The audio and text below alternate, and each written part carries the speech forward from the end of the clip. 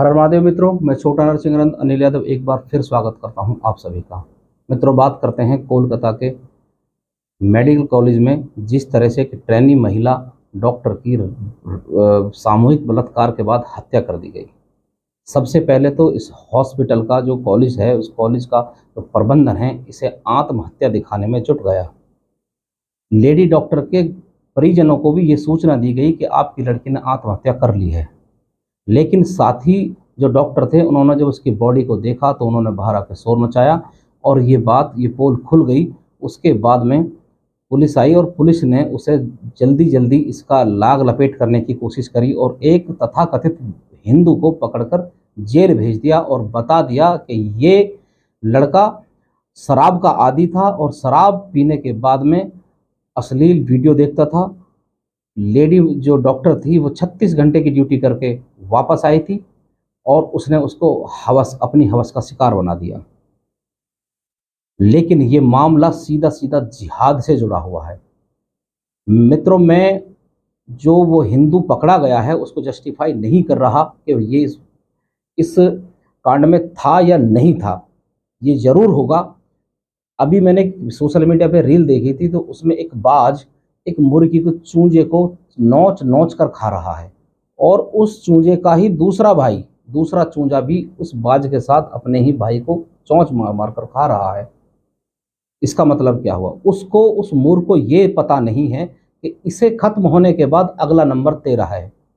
ऐसे ही ये हिंदू होते हैं जो जिहादियों के साथ मिलकर इस तरह के अंजाम में फंस जाते हैं। मित्रों, पोस्टमार्टम रिपोर्ट के बाद बहुत सारी चीज़ों का एक बहुत पर्दाफाश हुआ।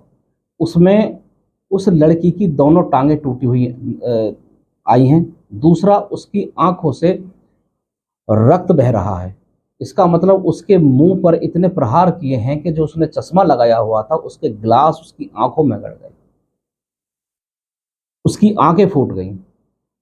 तीसरा, उस लड़की के गुप्तांग से जो सीमन निकला है वो लगभग 150 ml सीमन निकला है, जो डॉक्टर बताते हैं वो एक व्यक्ति का नहीं हो सकता। इस गैंग रेप में लगभग 15 से ज़्यादा लोग शामिल हैं।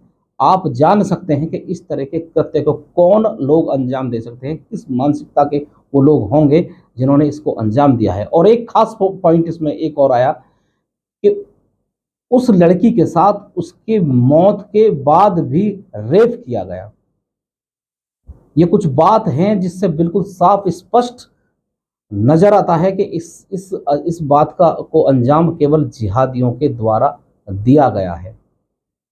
हाई कोर्ट ने 14 अगस्त को जब इसमें सीबीआई जांच बैठा दी और मामला सीबीआई को दे दिया तो कुछ ही घंटे बाद जो लोग वहां धरने पर बैठे थे, जो डॉक्टर्स धरने पर बैठे थे, उन पर लगभग 1000 की भीड़ ने हमला बोल दिया। और वो हमलावर कौन थे?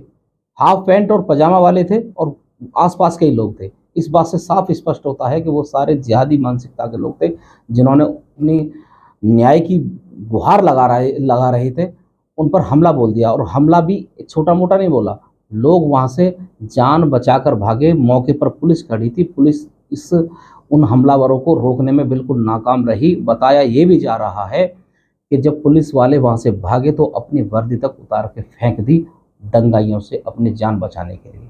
दंगाई हॉस्पिटल में घुसे, हॉस्पिटल में इमरजेंसी को पूरी तरह से नष्ट नाबूद कर दिया। उसके बाद उस लड़की की बॉडी हॉस्पिटल में जहां मिली थी उस कॉलेज में, उस जगह को बिल्कुल उन्होंने तोड़ फोड़ दिया है। यानी कि सीबीआई के पहुंचने से पहले सारे सबूतों को नष्ट कर दिया है।